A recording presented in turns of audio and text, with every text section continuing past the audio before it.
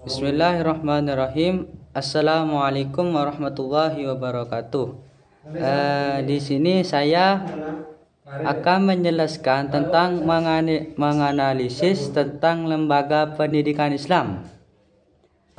Subbab pengertian lembaga. Yang pertama, pengertian lembaga pendidikan. Yang kedua, keluarga sebagai lembaga pendidikan. Yang ketiga, macam-macam lembaga pendidikan. Yang keempat, tempat ibadah sebagai lembaga pendidikan. Lembaga pendidikan dan keberdayaan ekonomi. Yang terakhir, manajemen pengembangan lembaga pendidikan. Yang pertama yaitu pengertian lembaga pendidikan.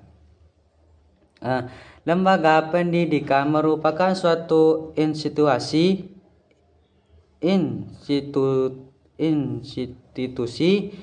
media,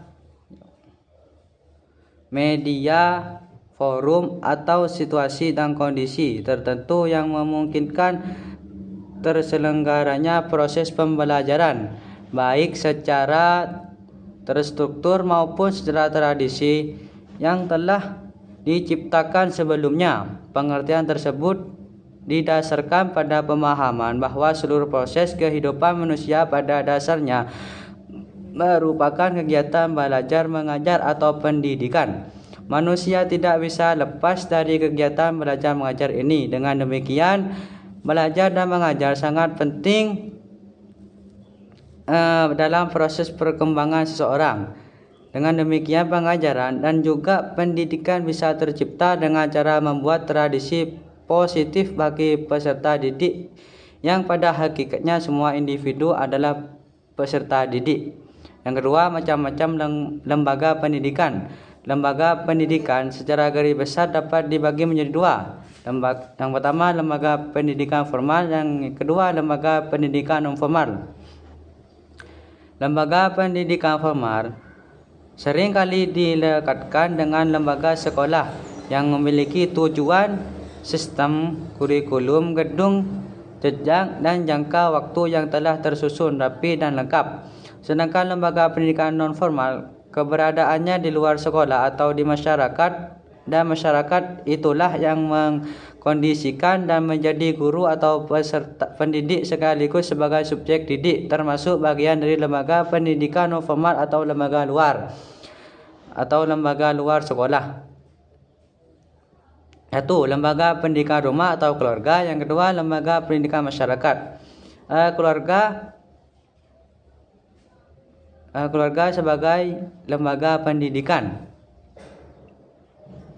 Keluarga sebagai institusi atau lembaga pendidikan non formal ditunjukkan oleh hadis Nabi yang menyatakan bahwa keluarga merupakan tempat pendidikan anak paling awal yang memberikan warna dominan bagi anak sejak anak kelahiran, menerima bimbingan kebaikan dari keluarga yang memungkinkannya berjalan di jalan keutamaan sekaligus bisa berperilaku di jalan kejelekan sebagai akibat dan pendidikan keluarga yang salah.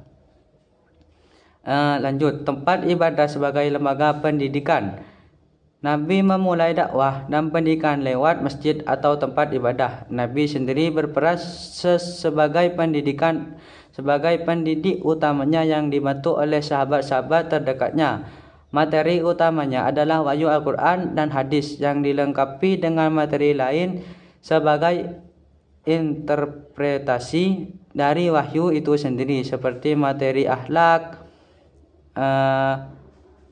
ekonomi, hukum, seni, budaya, dan juga politik. Berbagai aktivitas yang dilakukan oleh Nabi dan juga para sahabatnya merupakan sebuah proses pendidikan dengan menjadikan masjid sebagai lembaganya. Dalam masjid, setiap individu memiliki hak yang sama. Terdapat pendidikan yang dilakukan oleh Nabi, hal yang sama berlanjut hingga kini walaupun dalam bentuk yang amat sederhana dan dengan kualitas yang rendah, seperti proses pendidikan yang hanya berlaku pada saat khutbah Jumat dan sebagai di antara jamaahnya seringkali kurang antusias mendengarkan karena materinya yang seringkali tidak menarik atau karena dianggap sebagai rutinitas yang cenderung membosankan. Lanjut, lembaga pendidikan dan pemberdayaan ekonomi. Pendidikan sebagai proses untuk menyiapkan manusia yang sejahtera sebagai jasmani, ruhani, dan bahagia dunia akhirat, tidak terlepas dari posisi manusia sebagai khalifah pengganti Tuhan di muka bumi yang membutuhkan ekonomi yang kuat sebagai penopang hidupnya. Oleh karena itu, lembaga pendidikan dalam proses kependidikannya harus menyentuh wilayah real kebutuhan umat atau jamaah. Kebutuhan real yang sangat urgen adalah kesejahteraan hidup. Kemiskinan harus diakhiri dengan cara mengetahui penyebab kemiskinan itu sendiri. Salah satu kelemahan negara-negara Muslim adalah bahwa mereka belum memiliki metode komprehensif untuk memecahkan persoalan ekonomi yang amat mencemaskan. Lanjut, manajemen pengembangan lembaga pendidikan. Di sini perlu disampaikan tentang manajemen pengembangan lembaga pendidikan Islam agar fungsi edukasinya dapat dilaksanakan dengan baik. Setiap Muslim harus termotivasi agar bisa sukses bersama dengan manfaat fasilitas serbaguna, murah, egaliter, murah dijangkau, dan demokratis. Fasilitas religius sosial ini ada di hampir setiap komunitas Muslim.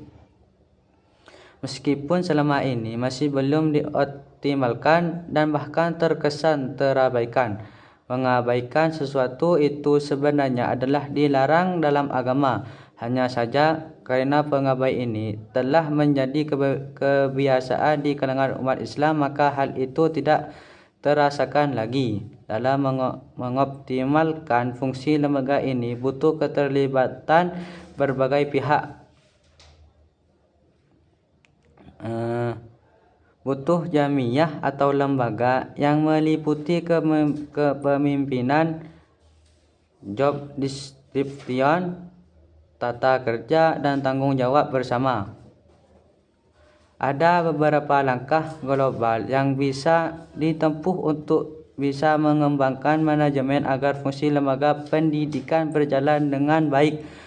Pengembangan suatu organisasi atau lembaga menuntut sang aktornya memiliki karakter progresif, kreatif, inovatif. Karakter tersebut harus diaplikasikan secara demokratis dengan melibatkan orang-orang yang memiliki karakter serupa serta jamaah lain agar memiliki peran dan keterlibatan bersama.